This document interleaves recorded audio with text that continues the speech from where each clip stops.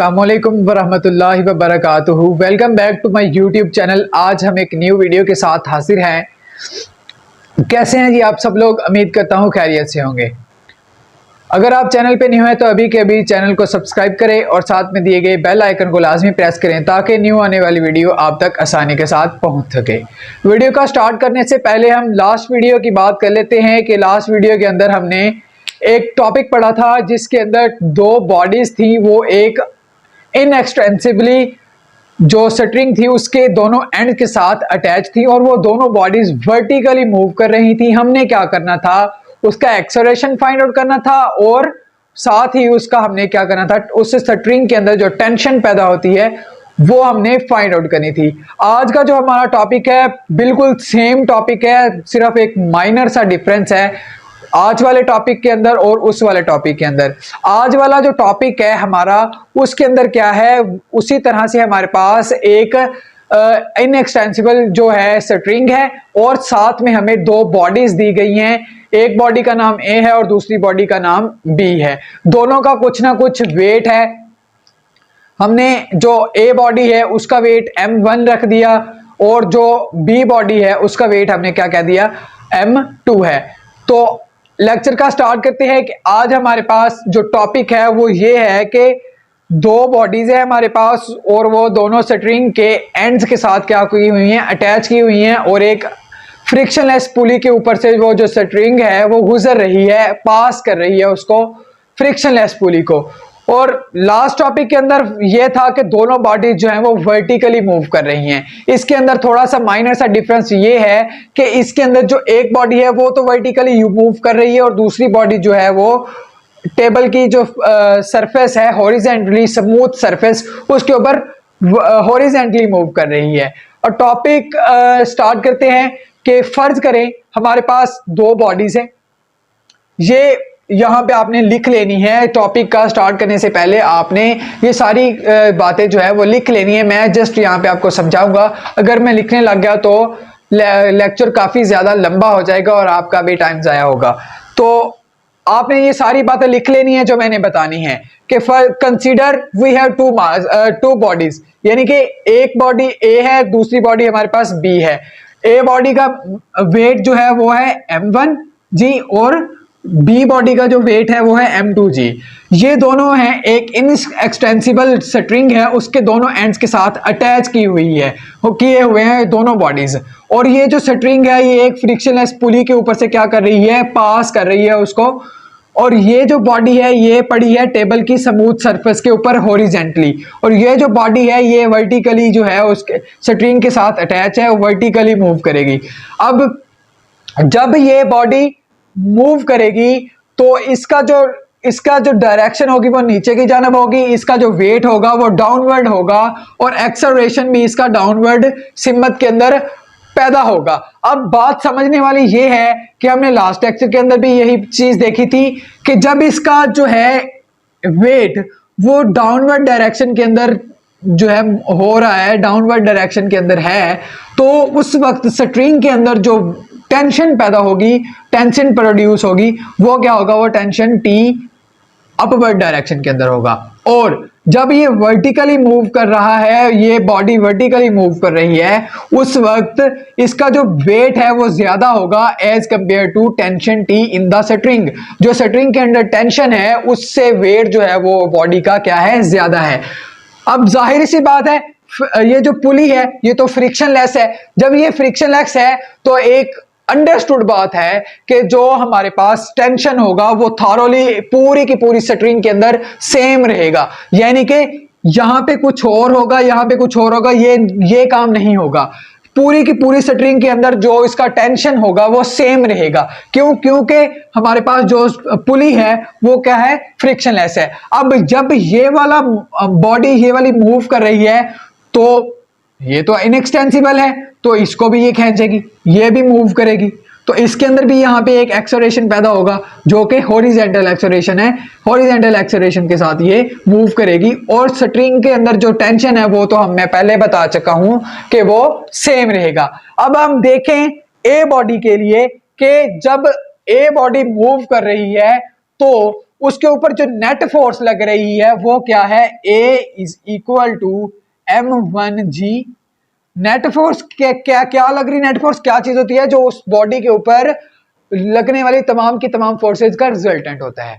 अब बात मैंने पहले की कि इसका वेट जो है वो टेंशन से ज्यादा है, तो ए बॉडी के ऊपर जो नेट फोर्स लग रही है वो क्या है, m1g माइनस टी। ये चीज आ गई। अब अगर इस चीज को हम न्यूटन सेकंड लॉ को यूज करते हुए देखें, according to Newton second law, वो क्या कहता है, वो कहता है कि m1g minus T is equal to m1g, sorry m1a। ठीक है जी, ये है हमारे पास न्यूटन सेकंड लॉ। इसको क्या कर देंगे हम, इक्वेशन 1 का नेम दे देंगे, क्योंकि ये बाद में जाके हमें यूज होगी। अब ए बॉडी का तो हमने देख लिया कि ये किस तरह से है, इसके अंदर ये इसकी हमारे पास ये वाली इक्वेशन आ गई। अब बी बॉडी जो है, ये इसके ऊपर जो वेट है इसका डाउनवर्ड है, यहां पे लिख लें for body B, for B body.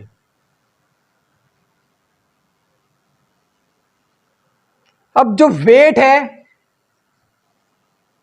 वो तो है downward, weight is downward direction. Weight downward direction के अंदर है। एक्सेलरेशन क्या है, वर्टिकली है।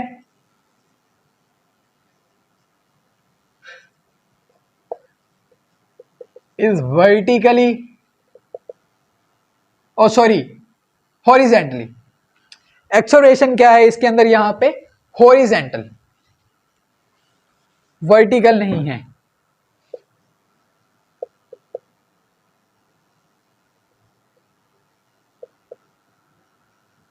हॉरिजेंटल।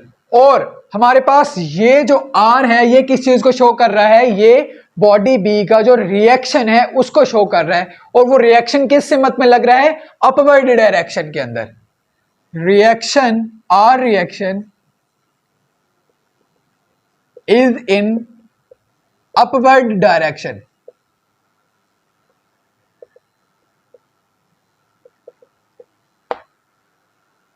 जी, तो जो रिजल्टेंट फोर्सेस होती हैं वो क्या होती हैं, मैंने पहले भी बात की, सॉरी जो नेट फोर्स होती है वो उन फोर्सेस का रिजल्टेंट होता है जो कि एक बॉडी के ऊपर फोर्सेस तमाम लग रही होती हैं। अब यहां पे इस बॉडी के ऊपर तीन फोर्सेस हैं, कौन कौन सी हैं, एक तो ये स्ट्रिंग इसको खींच रही है, स्ट्रिंग के जो अंदर टेंशन जो है वो इसको खींच रही है, एक फोर्स हो गई। दूसरी फोर्स कौन सी है, इसके ऊपर जो रिएक्शन है वो अपवर्ड डायरेक्शन के अंदर है। थर्ड फोर्स कौन सी हो गई, इसके अंदर ये वो जो है इसका वेट जो है वो डाउनवर्ड डायरेक्शन के अंदर है। अब ये बॉडी तो जो है वर्टिकली मूव ही नहीं कर रही, ये तो हॉरिजॉन्टल मूव कर रही है। तो इसकी जो इसका जो हमारे पास नेट फोर्स आएगी वो क्या आएगी, B is equal to T. T क्यों आई, क्योंकि ये अगर हम देखें कि हॉरिजॉन्टल जो है ये 90 का एंगल नहीं बन रहा, 0 का एंगल बन रहा है, तो हमारे पास इसका जो वर्क आएगा वो 0 आएगा। और यहां पे हम ये चीज नहीं यूज करेंगे, क्यों, क्योंकि ये वर्टिकली मूव नहीं कर रही। अब इसके ऊपर अगर न्यूटन सेकंड लॉ लगाएं, इसको न्यूटन सेकंड लॉ के हवाले से देखें, तो ये हमारे पास क्या चीज बनेगी, m2g is equal to T, T is equal to m2g। ये हमारे पास आ गई इक्वेशन 2। अब ये इक्वेशन 2 है और ये इक्वेशन 1 है, ये बॉडी ए के लिए है, ये बॉडी बी के लिए है। मैं यहां पे भी लिख देता हूं फॉर बॉडी ए।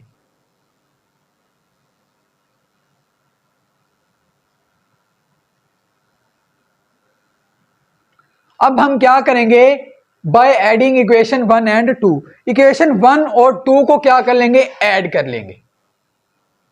इन दोनों को ऐड करने से हमें क्या मिलेगा, ये अभी हम देख लेते हैं कि m1g माइनस टी तो ये वाला t जो है इधर हमने प्लस करना है ना, तो ये प्लस कर दिया मैंने, is equal to m1a plus m2g।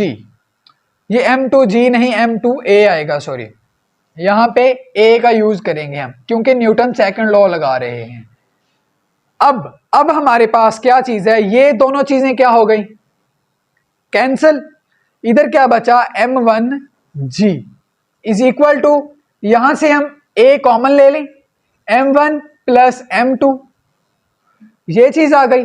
अब ये चीज इधर m1 प्लस m2 क्या हो रही है, a के साथ मल्टीप्लाई हो रही है, तो एक्सेलरेशन फाइंड आउट करने का सिंपली हमारे पास फार्मूला क्या आया, m1 over m1 plus m2 into ये वाला g साथ वैसे ही लिख दिया। ये हमारे पास क्या चीज आ गई, अगर हम इनमें से एक्सेलरेशन फाइंड आउट करना चाहें बॉडी ए का या बॉडी बी का, तो हमें एक्सेलरेशन इस फार्मूला को यूज करते हुए हम एक्सेलरेशन इसका फाइंड आउट कर सकते हैं। अब अगर इसकी हमें टेंशन चाहिए होगी, अगर हम टेंशन फाइंड आउट करना चाहें तो वो किस तरह से करेंगे, तो ये जो ए है एक्सेलरेशन, इसी को हम अगर इक्वेशन 2 के अंदर पुट कर दें तो हमारे पास क्या चीज आ जाएगी, उसकी टेंशन आ जाएगी कि किस तरह से हम टेंशन फाइंड आउट कर लेंगे। तो T इज इक्वल टू हमारे पास क्या चीज है, m2a। अब यहां पे ये जो a है इसके अंदर हम क्या करेंगे, ये वाला a इसकी वैल्यू पुट कर देंगे। तो देखें इसकी वैल्यू पुट करने से क्या चीज आती है, m2 वैसे ही आ गया, a की वैल्यू पुट करनी है अब m1 over m1 plus m2 into g। तो ये हमारे पास क्या चीज है, a की वैल्यू हमने सिंपली इसके अंदर पुट कर दी, तो t इज इक्वल टू हमारे पास क्या चीज आई, m1 m2, इसको रीअरेंज करके लिखें तो m1 plus m2 into g। ये हमारे पास आ गई टेंशन का फॉर्मूला। अगर हम टेंशन फाइंड आउट करना चाहें तो t is equal to m1 m2 divided by m1 plus m2 into g। इसके अंदर वैल्यूज पुट करेंगे तो हमारे पास किसी भी जो स्ट्रिंग के अंदर टेंशन है वो फाइंड आउट हो जाएगी, उसको हम मेजर कर सकते हैं। उम्मीद करता हूं आपको आज का लेक्चर अच्छे तरीके के साथ समझ आ गया होगा। अगर आपको आज की वीडियो अच्छी लगी है तो वीडियो को लाइक जरूर करें और कमेंट सेक्शन के अंदर अपनी राय जरूर बयान करें। Thank you so much.